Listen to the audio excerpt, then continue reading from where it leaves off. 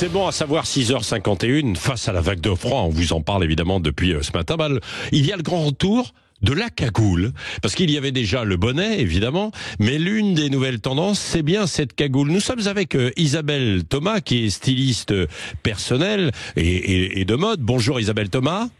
Bonjour Patrick. Pourquoi ce retour de la cagoule? Est-ce que c'est très récent?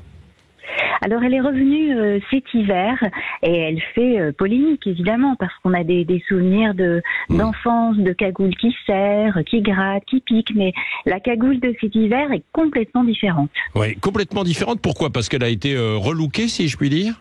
Oui, elle a été relookée, elle est beaucoup plus fluide, plus molle, plus douce, plus large. Elle ressemble plutôt à une capuche plutôt qu'à un bonnet. Ouais. Et j'ai vu que les grands couturiers, certains couturiers, donc se mettent à faire la promotion de cette cagoule, quoi.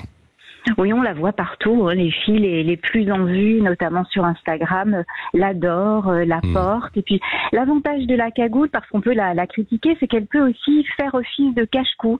Elle fait, on l'a mis sur la tête pour avoir bien chaud et on la rabat à l'arrière, notamment quand on doit passer de la rue au transport, et elle fait office de cache-cou. Oui, c'est ça. Bon, alors, à l'origine, c'était porté par les enfants, mais il n'y a pas de honte pour les adultes à porter cette cagoule. Non, c'est un petit air justement délicieusement régressif. C'est ça aussi qui peut freiner, se dire j'ai plus l'âge de porter une cagoule, mais il y a pas d'âge. Et c'est vrai qu'elle a vraiment un petit air complètement. Elle a changé. C'est plus la cagoule qu'on a connue quand on était au CM2. Bon, oui, Isabelle Thomas, est-ce qu'elle va supplanter le bonnet? Parce que le bonnet était revenu en force aussi ces dernières années. Oui, le bonnet, les cache-oreilles. Alors la cagoule revient quand même plutôt pour les femmes. C'est pas un accessoire très masculin. Ah oui, d'accord. Ah bon, oui. D'accord. Ouais. Bon, mais il y en a pour les hommes également ou Oui, non? il y en a oui, il y en a aussi pour les hommes. Mais là, non, mais parce que je dis ça pour Benjamin qui veut s'acheter une cagoule. Sûr, et donc, Benjamin pourra s'acheter une cagoule pour aller au ski. Ça, c'est toujours. Ah oui. C'est gentil. Non, mais ça, quelle couleur vous préconisez la cagoule? Ah oui. Est-ce qu'il y a une couleur mode?